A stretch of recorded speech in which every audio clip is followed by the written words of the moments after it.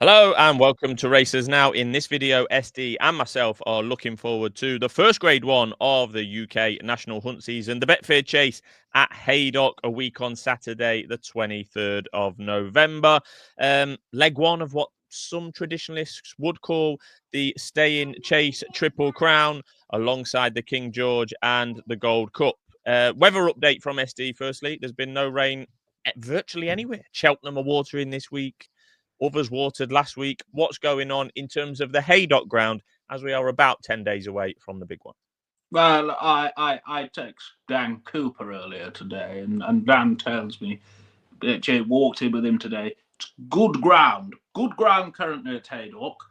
There's some significant rain forecast on Sunday, and then the weather pattern shifts round to a northerly airflow, and that tends to mean showers. Now, some of those may be of a wintry nature. No concerns about the fixture going ahead. It'll be absolutely freezing next week, perhaps under freezing overnight, but the daytime temperature and the soil temperature is such that there's no concerns about it going ahead.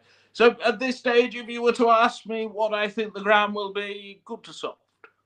A comprehensive weather, soil, and all sorts of update there from SD. Right, field sizes in the last 10 years, SD, of the Betfair Chase, Haydock's Grade 1 over the sticks.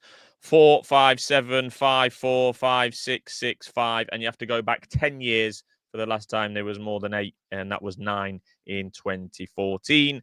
And in the 19 years that this race, the Betfair Chase, has been alive and kicking, Willie Mullins has never won it, and he won't be winning it this year, given that he doesn't hold any of the 18 entries at this stage. So champion trainer in the UK. Apparently, he's going for it again this year. So slight surprise there that he's not got one for this, but I think probably good news to give it an open feel. As you can see, the prices going along the bottom there at the moment. Grey Dawning and Corbetts Cross are near the top of the market. Grey Dawning 2-1, a Grade 1 winning novice last year into open company now, and Corbetts Cross 4-1 currently over from Ireland. Probably the easiest festival winner of the lot earlier this year in March. Fair effort in an open age Grade 1 at Aintree. But top of the market, SD, talk to me. Yeah, so Grey Dawning, Dan said he wouldn't run on good ground. I presume if it was good, he'd turn up here, but didn't have much match practice, did he? I think they should have run at Carlisle. Carlisle was officially good to soft. Why on earth he wouldn't run on official good to soft ground? I don't know. I think that this race is 3 miles 1.5. Now, if you consider that Grey Dawning's, he won the Hampton, didn't he, at Warwick, or over a dead 3, what was actually good to soft ground if you look at the time. There's a school of thought that his stamina is untried. And then you go back. I mean, Aintree wasn't great, was it? He was fairly well beaten at Aintree. Okay, he won the Turners, didn't he? The horse that was third in the Turners, well, was second in the Holden Girl Cup last week at Exeter. It isn't quite Open Age Company Grade 1 form, and I think at 2-1, you've got to take him on. Yep, and Corbetts has had that little bit of experience in Open Age Company, as you mentioned there, at Aintree. Didn't win, but yeah, won as easy as you like in the Grade 2 at Cheltenham. Would he be the one for USD at this stage? Yes.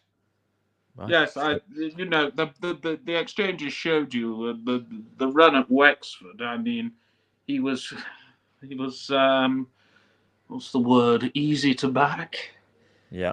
I don't think he was cherry ripe by any means.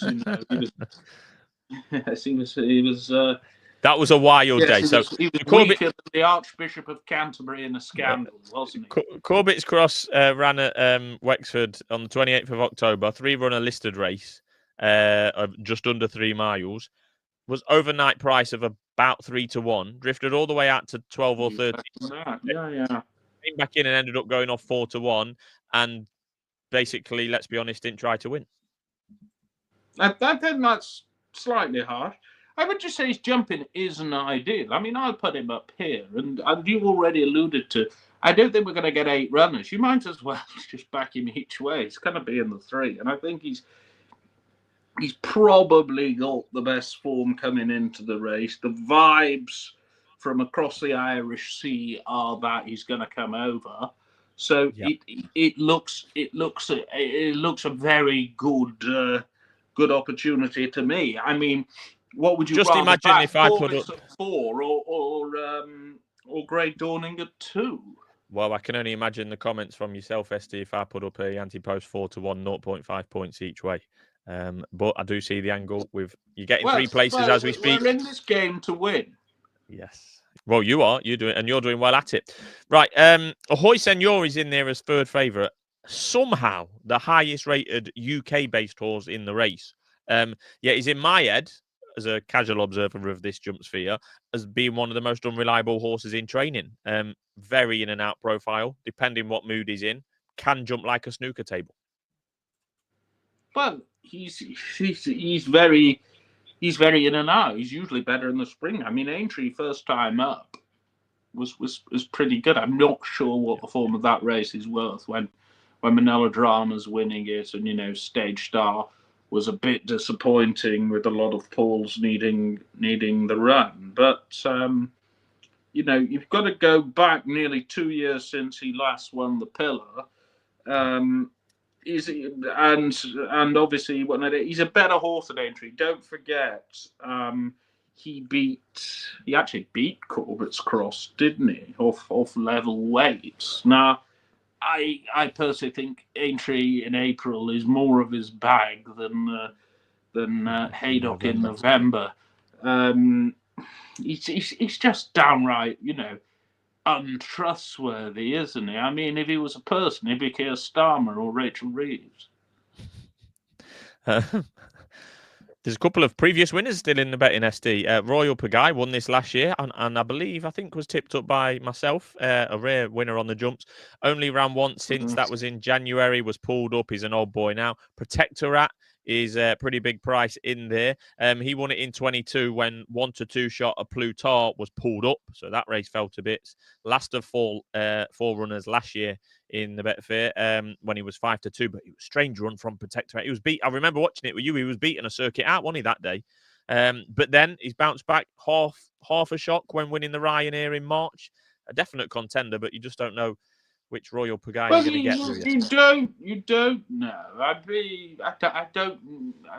Dan's kept his cards a bit close to his chest, but what the Ryanair did show us is that he's probably a good horse over a quick run 2.5. If I was Dan, I'd be going for the Peterborough with him, but maybe he just wants to appease Alex and has a run, as you say. Royal Pagaille, well, he is getting on a bit, isn't he? 10-year-old Snoopy Loopy won this under Seamus Durack many moons ago, and Coulter was 11. But usually it's a slightly younger man's race, although it is a specialist race. There's enough dual winners in here and more. You think back to the great Bristol de Mai, you'll be at Haydock Park, and obviously 3-time winner. Obviously, Coulter, who we've spoken about, so it wouldn't be the greatest surprise if he ran well. And I just thought there were a lot more likely winners. Just of the others, Ile Francais won't be running, I don't think. My understanding is Hewitt will run, providing the ground is decent. And on the book, Hewitt has got a chance here. Of course, a former Durham national winner, and more to a wider audience, SD won the King George at Christmas from another postcode. Yes, he did win. He did win the We Durham National. Who We knew? all know the story. There's more nationals than God knows what nowadays. It's always a good race, the Durham National. It's been Oh, established you've mentioned many years. But to come back at Down Royal was perfectly good for the Shark, who of course has been treated like he's just been flushed down the toilet by some Irish, by the Irish governing authority. Absolutely disgraceful what they've done to the Shark. But on Brave form, Man's Game. he's competitive. Brave Man's Game should be called Gone at the Game. It was awful at Weatherby. Yeah, I think. I It mean, was 8 to 11 talking, for this race last year. 8 to 11. yes, Brave Man's Paul's Game went talking about possibly a Grand National route. Well, the Grand National is probably easier to win than a Betfair nowadays. I'm sorry, well, silly, but the Grand National is easier to win than a standard Haydock Stay in Chase handicap. Well, again, you're talking bollocks, but never mind. What's more difficult to win, SD, in terms of fences and stamina and the Midlands National at Uttoxeter or the Grand National at Aintree? It depends which horse you have. Of course, Lord Guyleen did the 2, didn't he? Do you remember that? You know what I'm saying, young man. Oh no, sorry, he was second. He won the Single and Freelander. He was second in the. You know what I'm saying. National. You watched that Sefton over the weekend was an embarrassment, mate. What they've done, the Sefton over the weekend was an embarrassment. You could basically just run through the fences now at Aintree. It's a disgrace. They've completely destroyed the Grand National. Destroyed it. We've got to bear in mind societal moves, which are the public tolerance level of fatalities in the most famous race in the calendar is very low. For all the purists will scoff, the reality is it extends the race. I thought you were a purist, SD. Right, so you're putting up Corbetts Cross. We're now going to have a look at the other anti-post race that's available at the moment on Betfair Chase. That is the Stayers Handicap Hurdle. Did you have any comments or selections in this one? I was just going to quickly say, I'm not sure what maybe Sam Brown will run, but I think it's probably going to cut up appreciably. Did I have any comments in the Stayers Hurdle? Well, here's one for you. It's bloody wide open, isn't it? Very, very wide open. Just to run through a few of the contenders, I'm not going to put a bet up. Kempston won on this day last year, won on his comeback for Fergal O'Brien. Skyjack Hijack could be quite interested. He won in a very good time last week at Exeter and has done nothing but improve since the end of September. Might be slightly better right-handed. Miral's in there. You can't help but think they're going to just go for the Potemps again with that. Zayn Knights was a winner here on Swinton Day. Mr. Mullins has one in for Paul Byrne. Back Me or Sack Me. But that was beaten at Worcester, so wouldn't be that keen on that. I see Plaisir de Flows in. I'm just trying to look for something at a slightly bigger price. Botox Heart has run well in this before. Wouldn't completely surprise me if Punta de l'Est ran well. Ran all right on its comeback at Carlisle. And I think has won here in the past. There's a lot of Skelton horses in here at various junctures. Castle Russian won well enough at Carlisle. I think things are going to become a lot clearer from Monday, and there may be a wager then. And obviously, old Flight Deck's in there, who's getting on a bit as well. So it's a very good content. Great day at Haydock. We're going out with the bookmakers after Paul Garrity and Mick Walsh. Well, Mick Ackley, his nom de plume is Mick Walsh. We'll all be piling into the Indian restaurant. You have had an invite. I have, yeah. And you've politely declined because obviously you're doing something stupid. I might well be at Haydock with a No. youngster in tow. But will I be going to an Indian? Absolutely not. No, thank you. Right, we'll be back Monday. There'll be some more we'll do an anti-post update on the Betfair itself with the decks. SD might put a bet or two up. There's an anti-post race at Ascot as well. So we're going to be back Monday. Racers. SD's daily tips are available on Twitter and YouTube as always. He's had a 9-1 and a 6-1 winner already this week. And if you want even more SD, you can check him out on oddsnow.com for his written article where this week who did you have a go at this week? I didn't have a go at anyone. What I said was it's concerning that the programme book at Lingfield seems to have paraffin poured over it and a match lit to it. Of course, Lingfield is the only track the only all-weather track you can't race with floodlights, and the real estate is worth a lot. So watch for nefarious games there. Okay, well, check out SD's column at oddsnow.com. Right, we'll be back on Thursday, of course. Look for the weekend preview as usual, and then plenty It's more the Magazine, lads. next It's week the here. Magazine. Thanks for tuning in. Bye.